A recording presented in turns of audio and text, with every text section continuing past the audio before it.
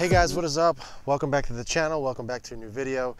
So tonight I decided to get out of the garage, do a little video outside. It's a beautiful night in New Jersey, and I figured might as well do the video outside. Plus there's a pretty sweet sunset behind there, so I figured I might as well do video here. What I'm going to be talking about tonight is basically what my experience with Subaru has been. There's a lot of die-hard Subaru fans that always have Subarus. That's the only car they've ever driven. They've tried a lot of different models and different years of the STI or WX or whatever.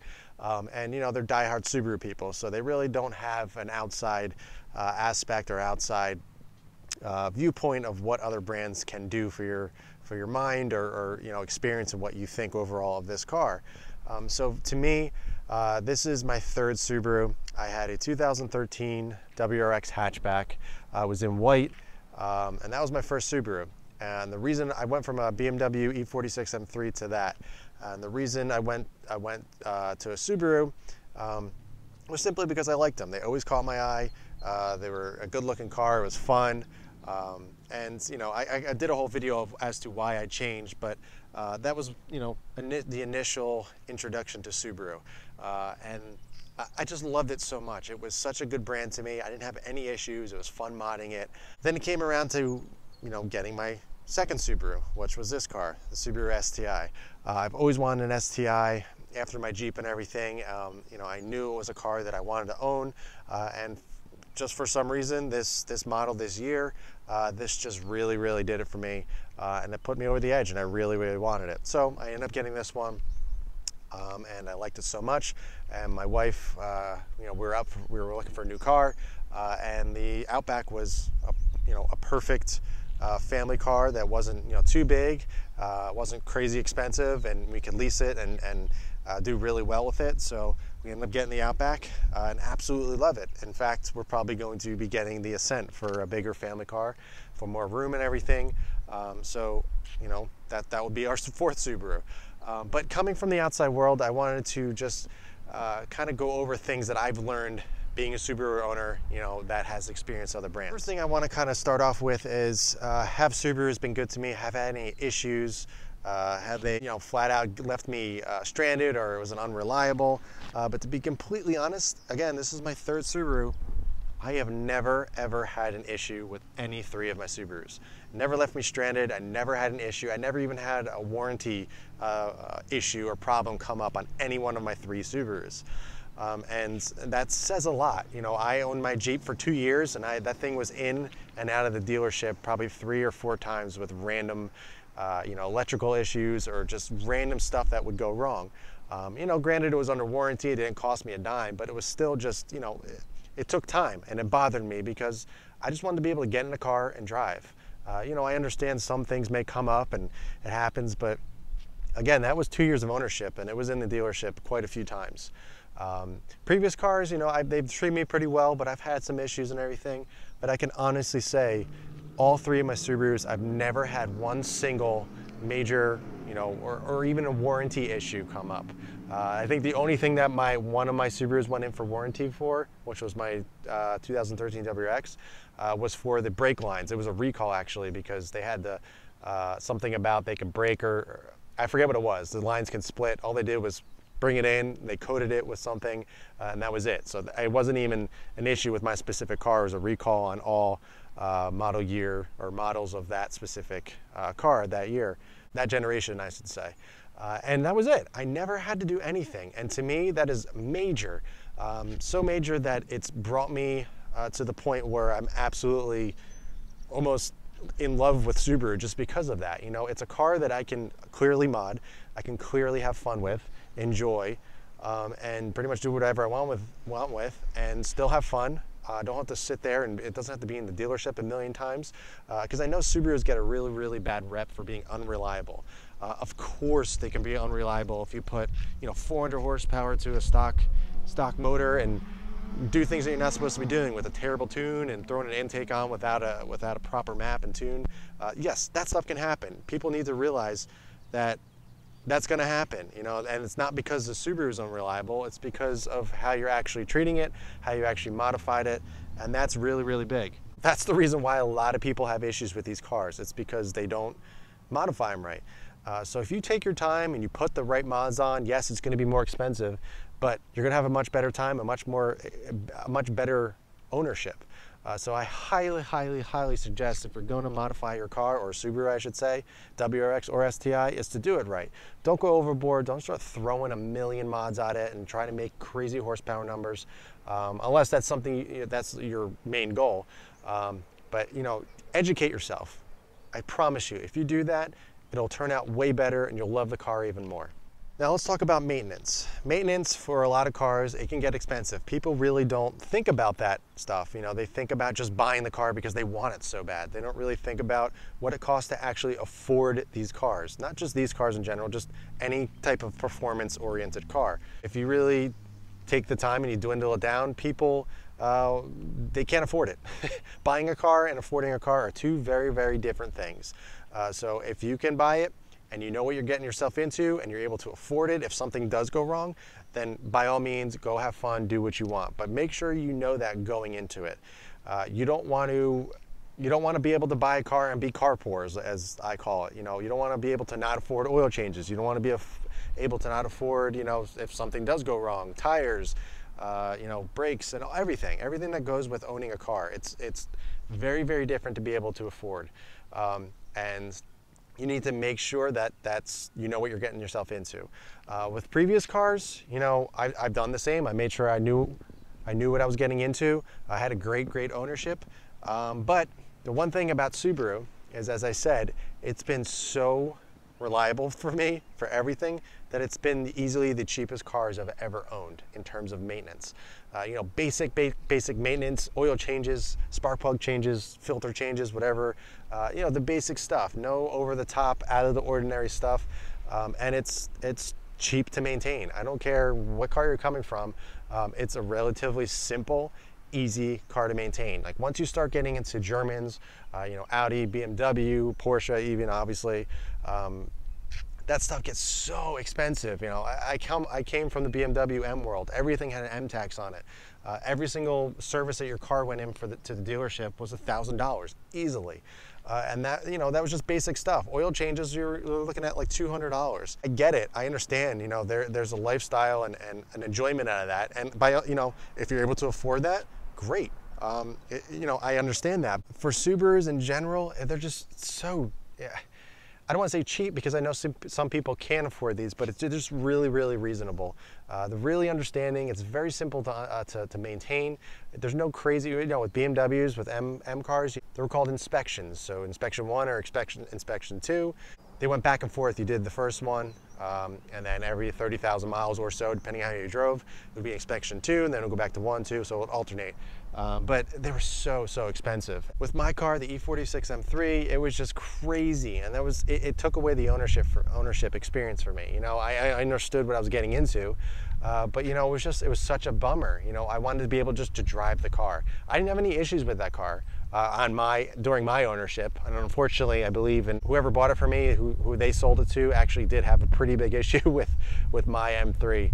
They got it fixed though. It wasn't anything that catastrophic, but it was a common problem. It was actually the hub tabs in the vanos that actually cracked off. If you guys know anything about that, I didn't have that experience. It didn't happen to me, thank God.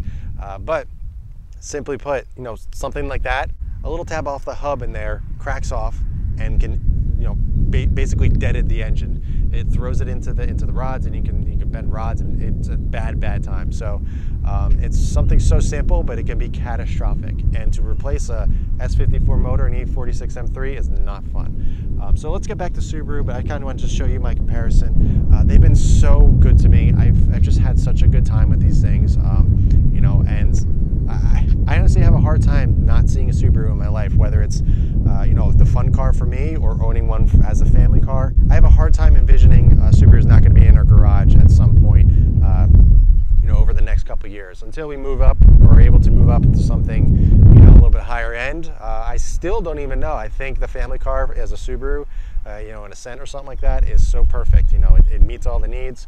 It's easy to maintain. It's reliable. And I think they look pretty good. Real quick, sunset right now is pretty awesome. That's why I came out, but we're getting a pretty big storm coming in. You can actually, I don't know if you can tell, but it's getting windy, so got to wrap this up quick. And the last thing that I'm going to go over is kind of the main thing for me. What Subaru has taught me in both my WRX and STI is that I don't need the greatest, the fastest, the most expensive, and even the most best looking car out there. I don't need it. What I need is something that's just engaging and fun to drive. These days, a lot of cars are, everything's automatic. There's manual options. In some models and brands aren't even an option anymore. All the drivetrain and everything, the way the steering feels, the way the suspension feels, there's buttons to turn things on and off. I get it. I get that it's accommodating, and it's nice to have those options to be able to switch back and forth to different things, but that's not what driving is about. Driving is being able to get in a car, not having to push 65 different buttons to get to where you want it, and there's still some type of traction control or something on there that's holding you back from enjoying the car to the fullest. There's not many cars out there like this, honestly. And like I said, I get it. It's not the most expensive. It's not the best looking or the fastest, but that's not what it is for me. This car, it just simply is fun to drive. I think it looks really good, to be completely honest. There's other cars that I lust after and that I want, but there's not many cars out there in this price range, a sub 40,000, that look this good, that drive this fun, and that are this reasonably to maintain. Honestly, a lot of people compare Golf Rs, Type Rs, Focus RSs to this car, and rightfully so. It's right in the same price category, same kind of car, but I get the Type R is faster. I get the Focus RS is faster. I get that it's newer and it has a bunch of different stuff, but honestly, it just doesn't do it for me. It just doesn't, because of this is just old technology, believe it or not. It's just simple, and that's what I love. It taught me that you don't need a fast car to have fun. I always say this, and I'll say it again. I'd rather drive a slow car fast than a fast car slow. A lot of cars these days are all, different brands are competing with horsepower numbers and everything, and 400 or 500 horsepower is like nothing these days. Like, for whatever reason, I don't know why people think that is crazy amount of power for the street. There is no, I don't care who you are or what you're doing or what you think. That's a lot of power that you probably won't be able to use anywhere near its full capabilities on the street. I'm sorry. If you are, I'm sorry, you're an idiot. But that's my whole point here, is you don't need that kind of power to have fun and enjoy yourself and to enjoy your car. To me, I'd rather be banging this off a red line and driving it hard but not scared for my life. I'd rather be having fun and being in control and feeling like the car is handling well, and I'm not afraid that the car's going to get out of me. I don't want to be afraid of the car, and this car is perfect for that. It has just enough power. I understand it can use more power. That's the fun of modding. I understand that, but that's not what it's all about. It's about how it feels when you drive. And I've been at, honestly, I had no intentions of going even to stage 1, even tuning the car when I first got it, simply because the power was enough. You didn't need that much more. And the main reason why I got a tune was to smooth things out and get rid of the choppiness of the stock map. And obviously the little extra power was part of it, but that wasn't the main reason why I tuned this car. And I'm so thankful and so happy that I did it, because it's absolutely perfect. I have thought about going to stage 2, but honestly, I don't know if I'm going to get there with this car, because I'm so happy with it, and I'm afraid if I mess with it, it's just not going to be the same. Who knows? I don't know.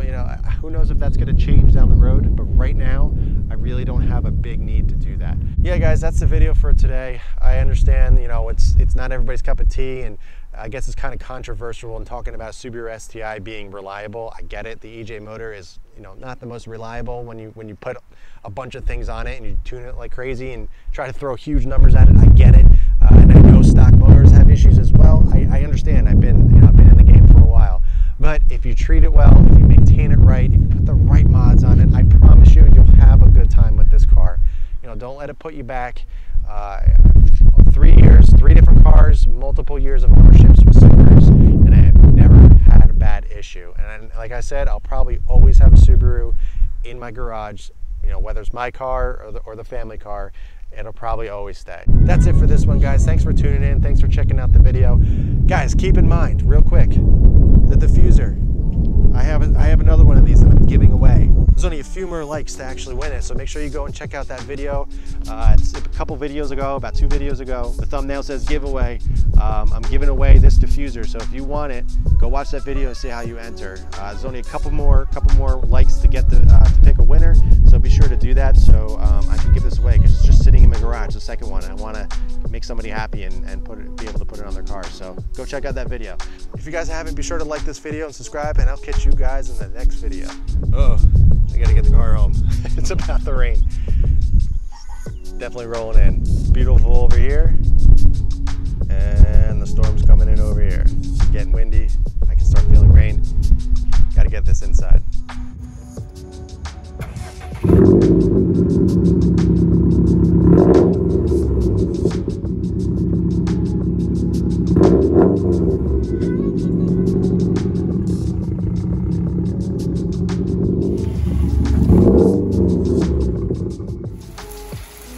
There it is. It just made it home. It's just in time.